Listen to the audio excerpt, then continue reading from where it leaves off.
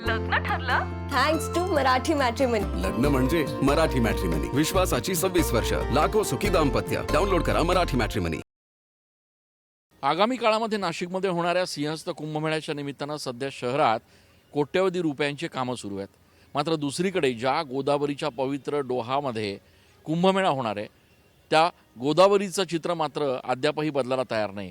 मी सध्या गोदाघाट परिसरात उभा आहे आणि या ठिकाणी माझ्या मागे आपण जर दृश्य बघितलं तर हे काही आर्टिफिशियल लॉन किंवा गवत नाही आहे, तर गोदावरीवर आलेल्या पानवेलींचं हे विदारक दृश्य आहे।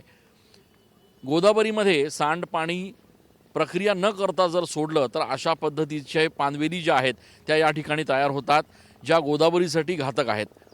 केमिकलयुक्त पाणी, सांडपाणी हे गोदावरीत मिसळतं आणि त्यामुळे अशा पद्धतीनं या पानवेली ज्या आहेत त्या तयार होत असतात।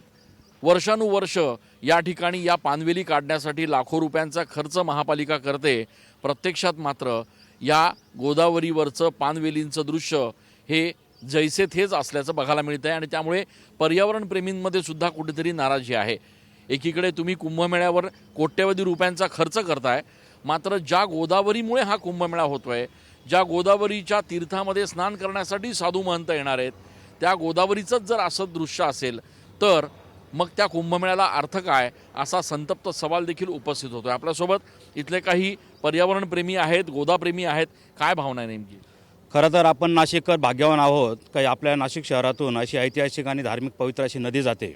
परंतु आज आपण ही स्थिती बघितली, प्रशासनाच्या दुर्लक्षामुळे या नदीमध्ये जी पानवेली जमा झालेली आहेत, अनेक वेळेस पर्यावरणप्रेमी नागरिकांनी प्रशासनाकडे मागणी केलेली आहेत की साफसफाई स्वच्छ निर्मळ झाली पाहिजे, परंतु प्रशासन मलमपट्टी करतं, दातूरमातूर पानवेली काढायचं काम करतं आणि सर्व पानवेली नदीच्या किनाऱ्यावर टाकून दिली जाते। त्यामुळे पुन्हा अगदी दुर्गंधी पसरते, प्रदूषण होतं।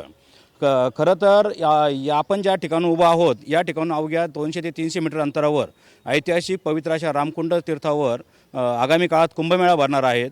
लाखोनं संत येणार आहेत, करोडो रुपये भाविक येणार आहेत आणि अशा वेळेस आपल्या या नाशिक शहराचा संदेश त्यांच्याकडे काय जाणार आहेत, हा आमचाही शासनाला प्रशासनाला प्रश्न आहेत। आपण बघतोय की या ठिकाणी या पानवेली तात्पुरत्या स्वरूपात काढल्या जातात, मात्र त्या कोपऱ्यालाच ढकलून दिल्या जातात आणि त्यामुळे जो उद्देश आहे तो साध्य होत नाही आहे। आगामी काळामध्ये सिंहस्थ कुंभमेळा येतोय, साधू महंत नाशिकमध्ये येणार आहेत, लाखो भाविक या ठिकाणी येणार आहेत आणि अशा वेळेला सगळ्यात प्राधान्यानं महापालिका प्रशासन आणि राज्य सरकारनं गोदावरीचं पावित्र्य जपून या पानवेली हटवून गोदावरीला पुन्हा मूळ पवित्र स्वरूपात आणावं अशी नाशिककरांची मागणी आहे। कॅमेरा पर्सन वैभवसह मी चंदन पूजा अधिकारी, TV9 मराठी। लग्न ठरलं थँक्स टू मराठी मॅट्रिमनी। लग्न म्हणजे मराठी मॅट्रिमनी, विश्वासाची 26 वर्ष, लाखो सुखी दाम्पत्य। डाउनलोड करा मराठी मॅट्रिमनी।